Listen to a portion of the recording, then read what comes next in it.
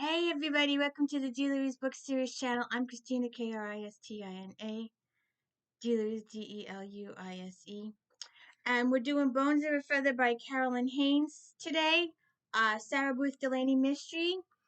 And I'll tell you the truth, I picked this up, put it back, picked this up, put it back, picked it up, put it back several times. Read the first page and then put it back. And I finally picked it up and I finally read it all the way through. And it turned out to be really good. Now, having not read the first book in the series because it's quite old, I don't my first issue, and probably my first issue is the fact that Ginny is never explained. There isn't a backstory, which if you're reading the whole series, you probably don't need one. But a line or two of her backstory would be interesting. Because, she goes, follow the yellow brick road, she says again. If you show up as a munchkin, I'm going to kick you back to Oz, I warned Judy. I've miscalculated her most recent incarnation. Instead of striped socks and holding a lollipop, she appears in a puff of vile orange smoke. A black taffeta dress swirls around her slender body. When she stops spinning, I realize her lovely mocha skin is now a shade of pea green and a wart marks her nose. Click your heels together 3 times, pick up that fancy cell phone, and charge yourself a plane ticket to your man, Judy orders. And it goes on, and then she ends with, Dorothy didn't necessarily want to go to the Emerald City, Judy says darkly. It was her destiny. Again, let me get back to this. When P.I. Sarah Delaney and her partner and best friend Tinky accept Monica and Eleanor Leverts as clients, they don't have much hope of solving the case. The wealthy heiresses of Briarcliff and Natchez, Mississippi, claim that a family necklace worth $4 million has been stolen, and they think the insurance payout will be swifter with a reputable PI on the case. Sarah Booth has her doubts, and not just about the payout. There's evidence suggesting that fraud may be involved. Just as Sarah and Tiki start scratching the surface of the Levitt's family sordid past and the blood money that all of their wealth was founded upon, Monica goes missing. The police suspect that the heirs are playing more games, and Eleanor is no help at all. When no one knows Eleanor is the kidnapper's ace in the hole. If Eleanor says or does anything besides pass on the insurance money to the kidnappers, Monica will die. With a family history that runs deep and dark, a twisting plot where no one is exactly what they seem, Sarah Booth and Tinky are the Leverett sisters' only hope. And I want to say that the book ran smooth. Once I got past the first couple pages, and once we got into the mystery, it became interesting. Because I'm a genealogist, I'm into family history, and there's a lot of family history in here. There's a lot of folklore, there's a lot of historical mystery in their ancestry. See if I can find the page here. Their ancestor was a famous pirate who ran ferries and tricked slaves into taking his ferry, and he would tell them he would be taking them north when he took them south instead and sold them in New Orleans and made money.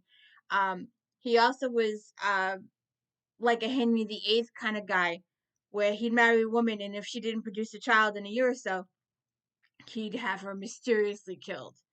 And then his 6th wife finally produced a child, and she got one over on him, and she got rid of him, and the town didn't care because he was so evil that they just let it go.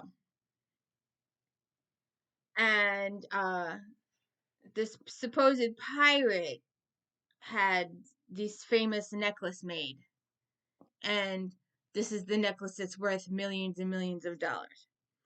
And there are so many twists and turns in this book, I could hardly keep up with them all. It was like there was a kidnapping, then there's a possible son, then there's a book scandal, then there's the Lineage Society scandal. Oh wait, wait. First, to my surprise, color flooded Hightower's face. I do have an issue with the Leverets. The course of my family's personal history might have been very different had it not been for the blackguard Bartholomew Leverett. That was 200 years ago. I couldn't help it. You want revenge, reparation for an event that happened 4 or 5 generations back in another country? You want the wrongs of a history redressed? Well, get in line. Uh, Hightower's eyes sparkled dangerously. Bartholomew sank my ancestor's ship.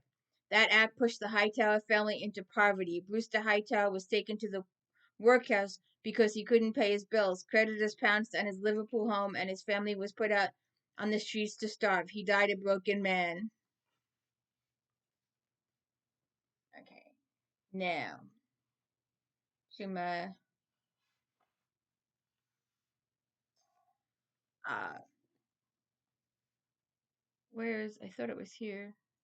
They're trying to join a lineage society. So you're here at the behest of Monica and Eleanor. She said, I should tell you up front, it's a waste of time. The Leverett sisters lack the pedigree to join the Confederate Bells for Justice. There's nothing I can do about it. Facts are facts. Besides, we can't handle Briarcliff on the tour of homes, our annual fundraiser. Every member must have a home fit for the tour. Why can't you tour Briarcliff? Tinky asked. People are terrified of the place. It's haunted, you know. Headless horsemen, family members screaming as they run off cliffs. When she saw our expression, she laughed. Surely you've heard tales of old Bartholomew haunting the house and grounds. He rides his black devil horse along the bluff, sparks flying from the horse's hooves. The story goes that if you look into Bartholomew's eyes, you'll be driven insane and jump from the bluff. Folks in town won't go near Briarcliff after dark. But like I said, so we have this lineage society issues. There's lots of historical history, whether it's real or not. It's interesting. It's really interesting, and it draws you in, and it keeps your attention because they keep giving more historical stuff. And I'm an historical person. I like history. I do. I like history. I like history a lot. And then there are so many twists at the end of this. It's so hard to keep up with. It's like, oh, like for like a couple of paragraphs or even a couple of pages, it's like, it's this one, it's him, and then they go through it some more, and like, no, it's her, and then you go through it, and then like, no, you can't do this. They're bad people. You can't. So many twists. My head couldn't keep up with it. At the end of the book, it was like, it could be person A, it could be person B, it could be person C, or D, or E, or F, or all. And it was so complicated, and I was screaming. I was literally going, no! Call the police!